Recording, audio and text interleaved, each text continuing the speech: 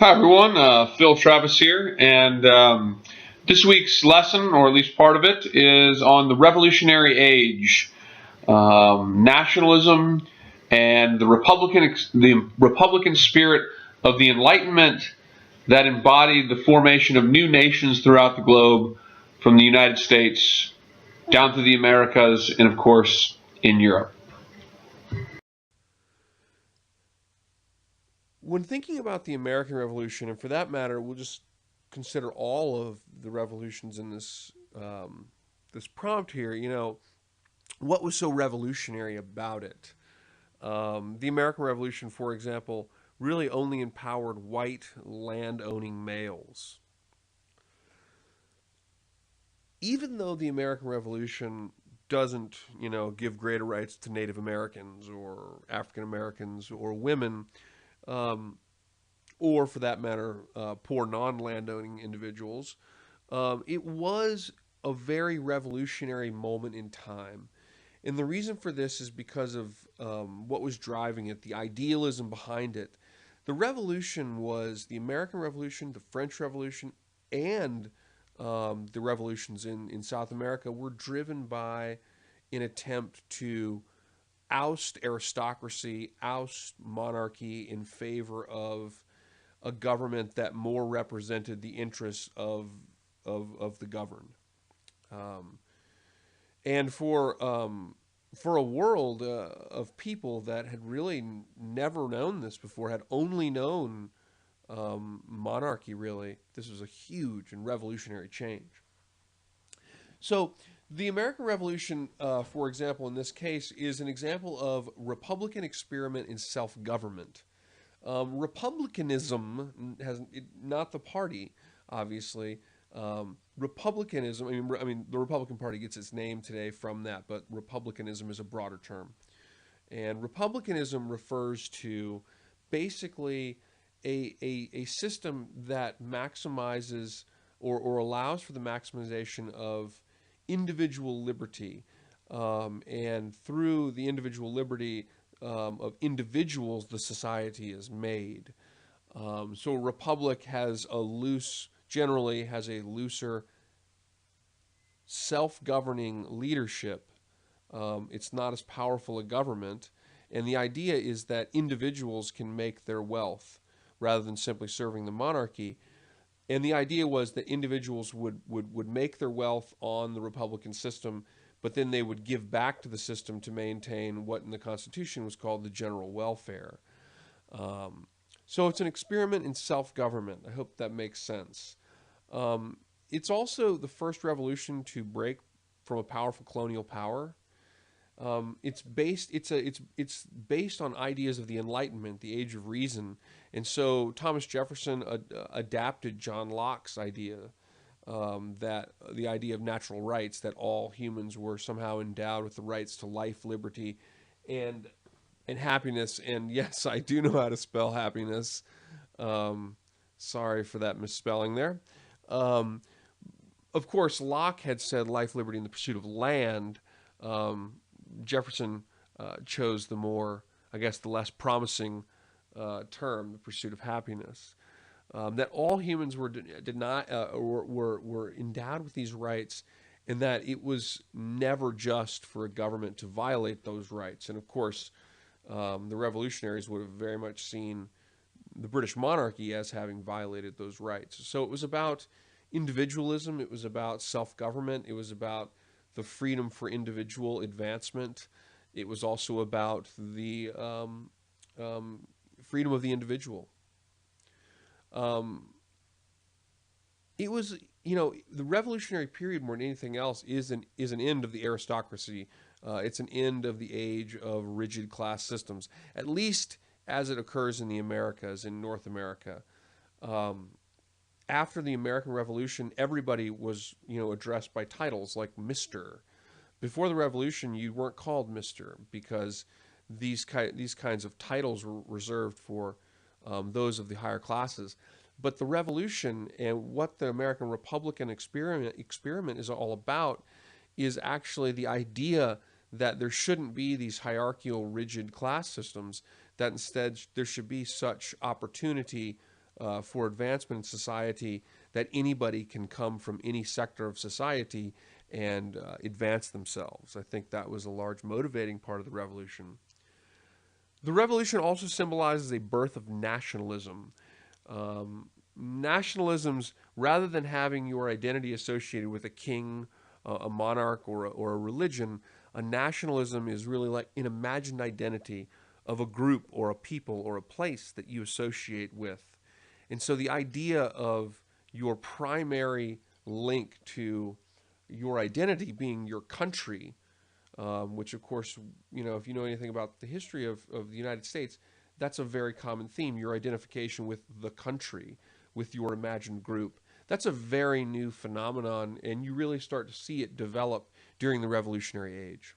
It's an Enlightenment thing. Thomas Jefferson was a deist. He didn't believe, he wasn't a Christian in the traditional sense. Thomas Jefferson believed in this idea that the world was a Newtonian machine, and that there was a God and a creator, but once the creator created the machine, it just functioned. And that is a very, very, very that's an idea of the Enlightenment, a period of reason, real change in how we thought about individuals, how we thought about government, how we thought about your rights as an individual. Human rights really comes from the revolutionary period, and this period is absolutely still influencing the world today.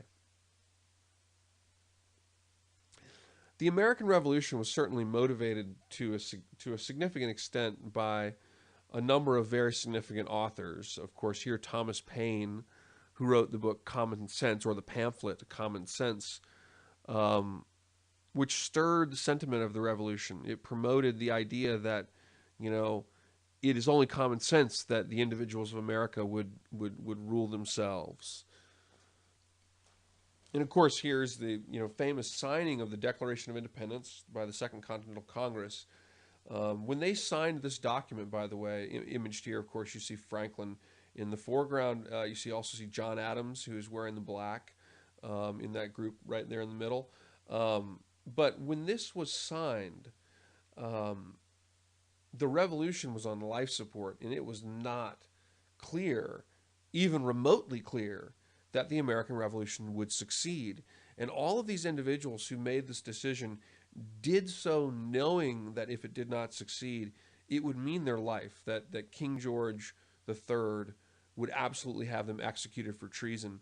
And so it was an incredibly courageous thing to do. Now, granted, with that said, the revolutionaries had gone to great lengths to appeal for a compromise from King George III and had been unsuccessful. So they also had very little choice at this point, I would say.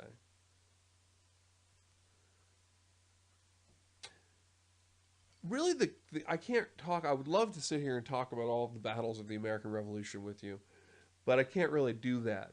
But one thing I do want to emphasize, and this is an image from the surrender of General John Burgoyne at Saratoga in 1777. And what I want to emphasize is that the success of the American Revolution, sometimes we have this idea that the American Revolution was successful because we had the best men, and we had the best leaders, and we had the best soldiers, and we had the will.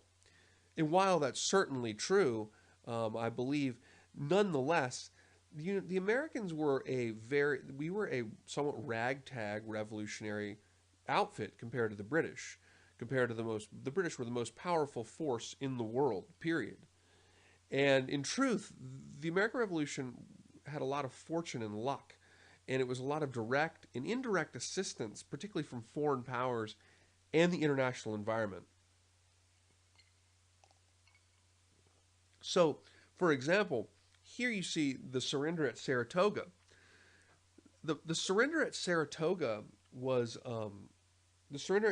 significant largely because it was at that moment, and it's been argued whether or not this was actually the factor, but after that moment, the French entered the revolution on the side of the Americans. We got direct support from the French. The United States also, as you wound down to the end with the Battle of Yorktown in 1781, the British were very distracted. The French and the Spanish were fighting the British on the high seas, And in a lot of respects, every other imperial power in the world, which saw the British struggling with this American Revolution, took the opportunity to gang up on the British and make things hard for them, because those countries, Spain and France and Great Britain, were all competing for international power. And so this really facilitated the success of the revolution more than anything else. There was the international world. And of course, it's ultimately the final battle of the revolution is the Battle of Yorktown. Yorktown's in Virginia. And this was a case in which it was a victory for the United States, or for the American revolutionaries, that was fundamentally the result of the assistance of the French, as Admiral de Grasse was able to pin the British soldiers at command of Admiral Cornwallis, or Lord Cornwallis, and prevent their resupply. And this resulted in a huge success for the Americans. That, of course, in the end, was the final surrender. Even though the treaty wasn't signed until 1783, this was the final battle in which George Washington and his French allies defeated the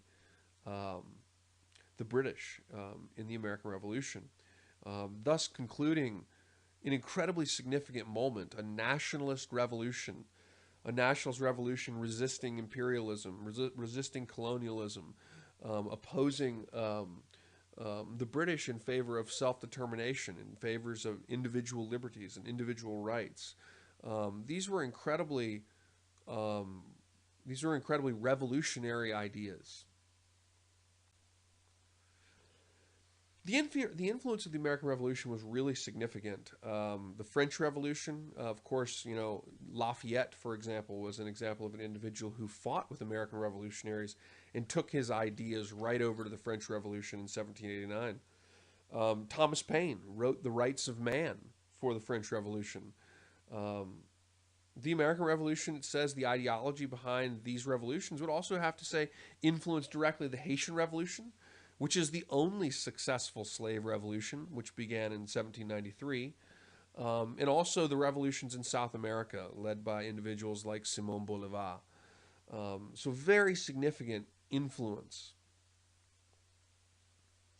The French Revolution is the other major case I want to look at, and this started in 1789. And the causes of the French Revolution were some real long-term tensions. A decline in the power of the French aristocracy, a rise of the bourgeois. The bourgeois refers to an upper middle class, an independent lower upper, if you will, class, that largely lawyers who are making their wealth independently. They are not, an aristocrat has their money effectively by birthright. The bourgeois was a break from that. There's also a widening gap between wealth and social status, and a highly rigidity when it came to people in poverty, if that makes sense. There's some short-term causes to the French Revolution. There was also, in addition to expanded poverty, and in addition to an entrenched aristocracy, you had a growing national debt. You had poor leadership at the hands of Louis XVI, not the 14th. The 14th was a very significant ruler. Weak leadership, though, of Louis XVI, growing national debt, and a problem with taxation. And the problem with taxation would lead to an economic crisis in the 1780s. And largely, the biggest problem was that Louis XVI had a huge and tremendous realm. He had an empire, and it was very costly. And the way that the system was set up is that the only way that you could raise taxes on the aristocracy was if the aristocracy voted to raise taxes on themselves. And as a result of that, the system stagnated. And Louis XVI, who was well-meaning but was never able to take initiative to actually fix the system until it was way too late. So there's a national crisis in France. France has a situation in which they have an economic crisis. There's incredible issues for the poor. People cannot afford basic necessities in many cases. And so there was an issue. There was basically the country was on the edge of collapse.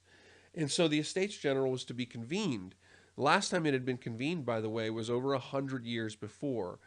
Um, and the organization was designed to, um, well, the organization was designed not to really meet the social conditions of the time. Um, it was very difficult to raise taxes, as I said before. The taxes could only be raised if the two upper estates voted in favor of it. Um, so there's three estates. I'll show you a diagram in a second. But the French, this is basically the French Parliament.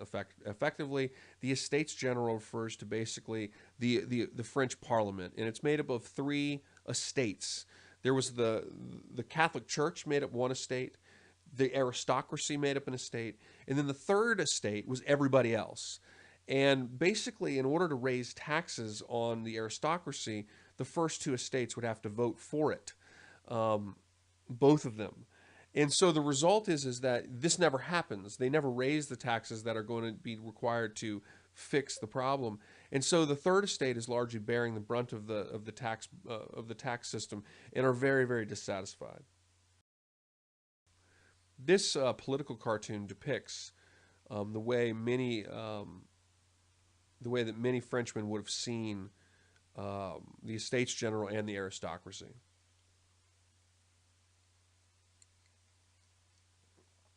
So the crown and the clergy, pictured here, are made up of the first estate. The aristocracy is the second estate. And then, of course, in this you see on the bottom, the third estate representing the people is shackled and being crushed by the weight of the of the large aristocracy. And the aristocracy, the clergy and the Catholic Church, they made up, this is important to remember, they controlled the vast majority of land. They made up an incredibly small percentage of the populace. And so they controlled monetary system, the governing system of the country, and they controlled all the land. And the people really saw themselves victimized by this. The revolution began in 1789, and it began particularly with the Third Estate leaving the Estates General, boycotting it in what is famously known as the court oath, in which the revolutionaries went to an indoor tennis court and effectively declared the Estates General null and void and declared a new constitution. This right here is a rendering of the tennis court oath. And it's really this moment that marks the beginning of the revolution. This is another image of the revolution. This represents the storming of the Bastille, which also occurred in 1789. The Bastille was a garrison, which was really kind of irrelevant in Paris, but the storm of the Bastille became an iconic and symbolic moment for the revolution. There's other cases. Women in the French Revolution were integral, and actually, it was when the women of Paris marched to Versailles. Versailles was the imperial palace. It was built by Henry the 14th, Henry the 14th, Louis the 14th, who Louis the 14th was the greatest, probably French monarch ever. He had tremendous power, Louis the 14th did, and he built a tremendous palace at Versailles. And Versailles, I mean, it's a massive, massive place. And the royal family was basically holed up in Versailles. They were trying to get away from the revolution that was taking part in Paris. And in October of 1789, basically an army of women marched to Versailles and forced the royal family to return to Paris, where they were effectively under house arrest and were fearful for their life. It's during that time period that Louis and his family will try to escape, and the revolutionaries will catch them and arrest them near the border with Belgium. And of course, after that occurs, a few years after that, there's a new government created, the National Convention, and Louis XVI is executed by guillotine. And the guillotine, as you see here, was designed to be a more efficient and more humane way of executing people.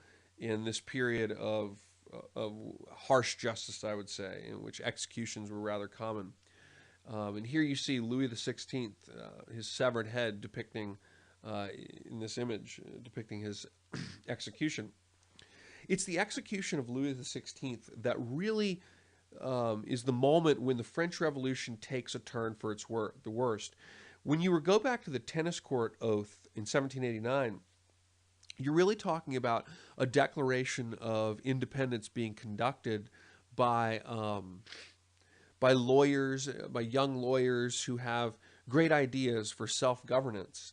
But the problem is that in France, unlike in the United States, there was a very strong and powerful landed aristocracy, and the church was incredibly powerful and controlled tremendous amounts of land.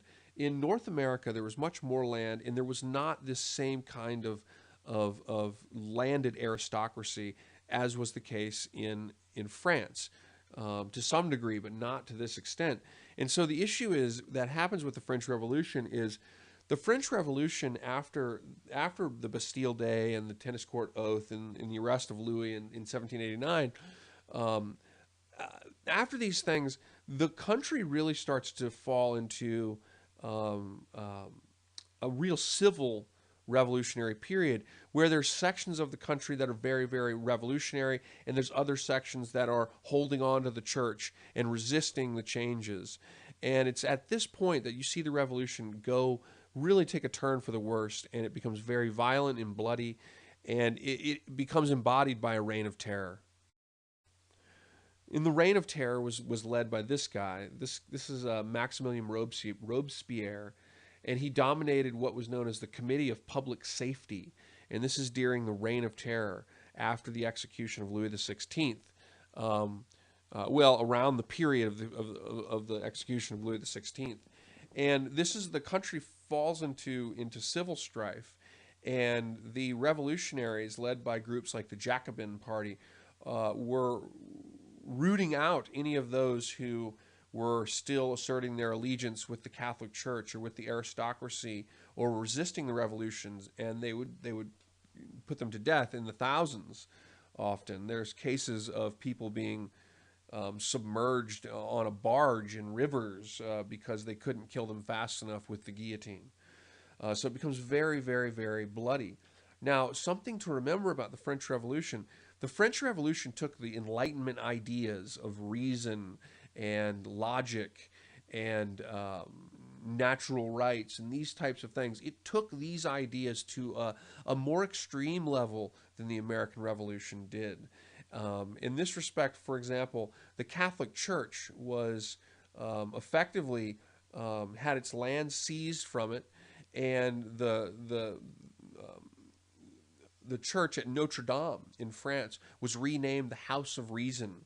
The calendar was reorganized, and the months were all renamed after things derivative of the Enlightenment. Um, 1789, the beginning of the revolution, was deemed year one of the revolution. So there was a real fundamental purging from the society of religiosity in place for logic and reason in these kinds of things. And so it became it made a much more extreme assertion of the revolutionary ideas than what you saw in the American Revolution.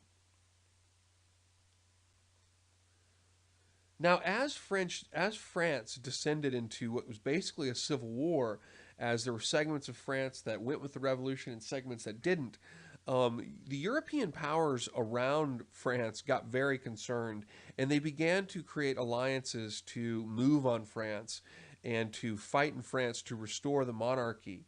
And it was cartoons like this that really frightened a lot of other monarchs in Europe, as this cartoon depicts the severed heads of Louis XVI, basically saying, the revolution's coming for you next, potentially. And so the revolution created a lot of fear from monarchs of Europe who ultimately were going to try to move against the revolution. In response to that, and this is, remember, the American Revolution, we're talking about nationalism. Okay? And the French Revolution is the same thing, nationalism. It's through the revolution and through the fear of outward forces that you see the development of a nationalism in France. They develop a huge conscripted army. The colors are there's this is when the French flag is the red, white, and blue flag of France is created at this time as the symbol of the revolution, and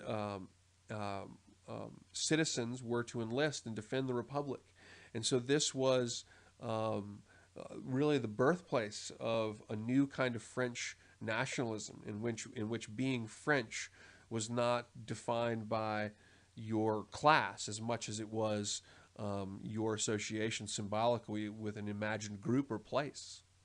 If that makes sense, I hope that makes sense.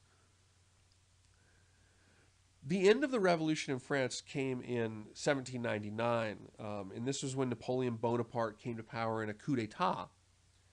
And that coup effectively ended the French Revolution. Napoleon came up through the ranks in the military, and he had gone to Egypt and fought in Egypt, and he used the Egyptian campaign to bolster his power. And he came back, and at this point, the revolutionary government had really it stagnated politically, and Napoleon came back and swept into power in a coup d'état. This right here, by the way, is this is Napoleon. He in 1804 he declared himself emperor, and of course Napoleon will go on to conquer pretty much the entirety of Europe. Um, and he declared himself an emperor, as you see here in 2004. He's christened an emperor, and he used a tremendous amount of symbolism in his leadership to build up and employ the importance of the French identity and use that identity to create a formidable um, European force.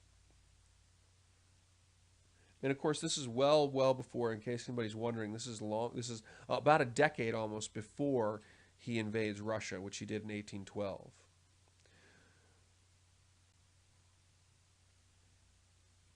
I would pose one question just to have in the back of your mind. I have a little bit more I want to tell you about here, and then we'll end this. But I wanted to pose this question to you, and that is that if, when you look at the French Revolution, when you look at the Reign of Terror, and of course, it was Napoleon where the church actually finally got, some of its influence back and was recognized again. But when you look at the Reign of Terror of the French Revolution, the fact that an emperor comes to power in France 10 years after the beginning of the revolution, how can we gauge the revolution's success? And I would just pose that to you guys, and you can think about that or get in the discussion forum and discuss that. So the revolutionary period was incredibly influential, by the way, and I would suggest, this period of revolution still is influencing independence movements throughout the world today. The idea of self-governance, the idea of self-determination, the idea that society should not be governed by rigid class systems, even though in Europe still, Europe has still a much more rigid class system than you would find in North America at least. But that's one of the idea that people have certain human rights, the idea that people base their views of who they are on national identities. These are big changes that are happening, and they're still motivating revolutions and revolutionaries today. During the early 18th century, by the way, Simon Bolivar capitalized on the Napoleonic period, the rise, and also the defeat and collapse of Napoleon to begin their own revolutions and declare their own independence once Napoleon had been defeated ultimately at the Battle of Waterloo. And it was this man, as well as several others, but this man who was really one of the most influential South American revolutionary leaders. This is Venezuelan Simon Bolivar, who very much envisioned himself as like a George Washington for South America, and he sought a very similar goal. Bolivar wanted a South American republic like the United States, what she called Gran Colombia, that would be a union of independent South American states that would create a united South America. And interestingly, Bolivar and other revolutionaries were victorious against the Spanish for a number of reasons, but most significantly has been recently argued by um, a really famous scholar, J.R. McNeil, but by mosquitoes. Because yellow fever, which in places like Venezuela, yellow fever was really, really rampant. And the Venezuelans understood that, during certain time periods, you kept the high ground because there were less mosquitoes in the yellow fever, and they effectively got their Spanish opponents to camp out in lowlands and things like this where yellow fever was rampant, and it caused great suffering and death for the troops. And so to some degree, the revolutions of South America were successful because of environmental conditions, because of mosquitoes. And by the way, yellow fever is a horrible way to go. It causes great sickness and causes people to vomit black, bloody stuff. It's a very awful way to die. Here's a look at South America. This is a map of South America. And Gran Colombia comprised, and this is the last slide coming up, but Gran Colombia comprised, here you see, Ecuador, Gran Colombia, or today Colombia, Venezuela, and Panama were all comprised in Gran Colombia.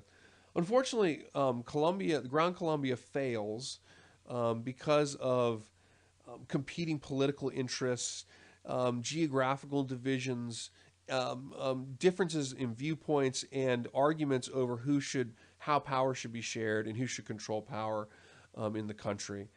There were also similar attempts at creating a unified Central American Federation, which lasted about a decade and unfortunately also ultimately fell apart, much to the sadness of Simón Bolívar.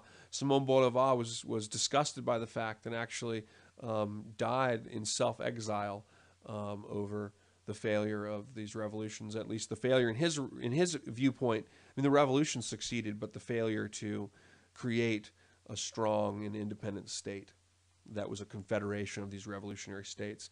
Venezuela, and by the way, Bolivar, who is remembered in Caracas, Venezuela today, of course, but Bolivar also fought with revolutionaries in the other countries in this, what you see here, in places as far off as Ecuador. He was all over Gran Colombia. He wasn't just fighting in Venezuela. All right, well, I hope this is helpful. Sorry if I was stumbling on my words a little bit there a few times, but hopefully it came across pretty clear, and hopefully it's helpful. Let me know if you have any questions.